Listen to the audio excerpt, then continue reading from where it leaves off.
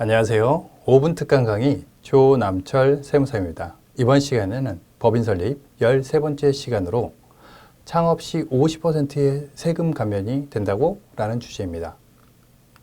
자, 50% 세액 감면이라는 것은 엄청난 혜택입니다. 알고 계신 분은 알고 계시겠지만은 최초로 창업을 하거나 벤처기업 확인을 받거나 등으로 여러 가지 세액 공제를 받을 수가 있는데요. 이번 시간에는 창업 중소기업 세액 감면, 그 다음에 두 번째 벤처기업 세액 감면에 대해서 알아보도록 하겠습니다.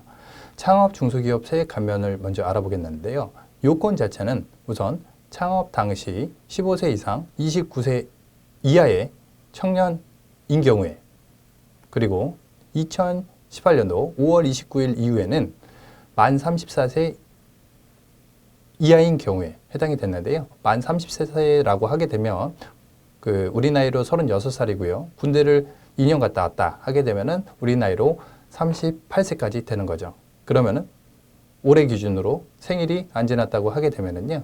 82년생까지도 가능하다는 부분이 있습니다. 그리고 수도권 과밀억제권역 내냐, 왜냐라고 해서 감면을 50%냐, 100%냐 구분을 할 수 있고요.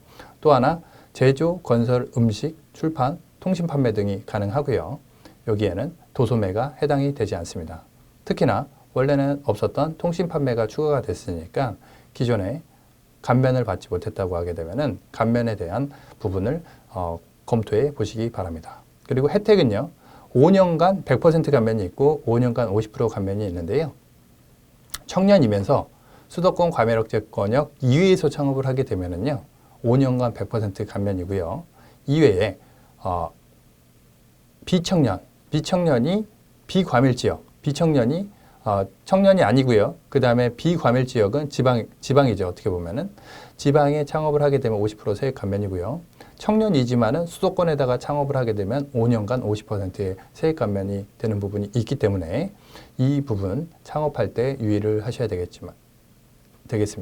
그리고 창업할 때 가장 중요한 개념 자체가 이 창업세액 감면을 받으려고 하게 되면은 실제적인 창업 인지를 확인을 해야 되는데요. 이 부분에 대해 갖고는 굉장히 조금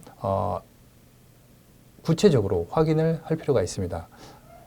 결과론적으로 키워드만 말씀을 드리면은요, 창업으로 인정받기 위해서는요, 최초로 하는 일이어야 되고요, 자기 앞으로 사업자를 처음 내야 되고요, 그 다음에 법인이 됐던 개인이 됐던 창업을 했을 때 법인인 경우에는 발기인으로 주주로서 책임을 가지면서 실질적으로 운영을 하여야지 창업으로 인정을 받을 수 있고요. 결과론적으로 세법에는 지배주주라는 표현이 나오고요. 지배주주라는 것은 최소 30% 이상의 지분을 가져야 되는 것으로 알고 있으시면 될 것 같습니다. 그 다음에 벤처기업 세액 감면이라고 있는데요. 창업 후 3년 이내 벤처 확인을 받은 기업의 경우에 세액 감면을 해주는데요. 이 부분에 대해 갖고 요건 충족 시 혹시라도 제조업과 도소매가 섞여 있다고 하게 되면은 그거를 구분 격리해 갖고 제조업에 대해 갖고 벤처기업 세액 감면이 되기 때문에 참조를 하시고요. 창업일 같은 경우는 법인인 경우에는 법인 설립 등기일, 개인인 경우에 사업자 등록일이기 때문에 이 점 주의하시기 바랍니다. 그리고 혜택 같은 경우는 확인받은 과세기간 이후 4년간, 어떻게 보면은 확인받은 과세기간 4년, 이후 4년, 결국은 5년이죠. 올해 벤처 확인을 받았다. 그러면 올해와 이후 4년이기 때문에 토탈 5년간의 세액 감면을 50% 받을 수 있다는 것입니다. 여기서 또 하나 팁을 하나 드리자면요. 벤처기업 확인 자체가 3년 이내, 최초 창업, 개인 창업부터 3년 이내이기 때문에 혹시라도 개인 사업자를 창업하고 3년 이내에 법인 전환을 하는 경우에 중간에 법인 전환을 했다고 하게 되면은 그 기간 자체가 과연 법인을 설립했을 때 창업을 새로 한 것이 아니기 때문에 3년 이내에 창업한 것으로 인정받지 못해갖고 세액 감면을 못 받을 수가 있는데요. 하나 주의하셔야 될 것은 개인 사업을 하다가 법인으로 넘어오게 되면은 결국 개인 사업자가 법인 사업자로 그대로 동일성을 가지고 계속적으로 사업을 하고 있다는 것을 입증하여야지만 벤처 감면을 받을 수가 있습니다. 자, 개인 사업자 창업을 1년 전에 했고요.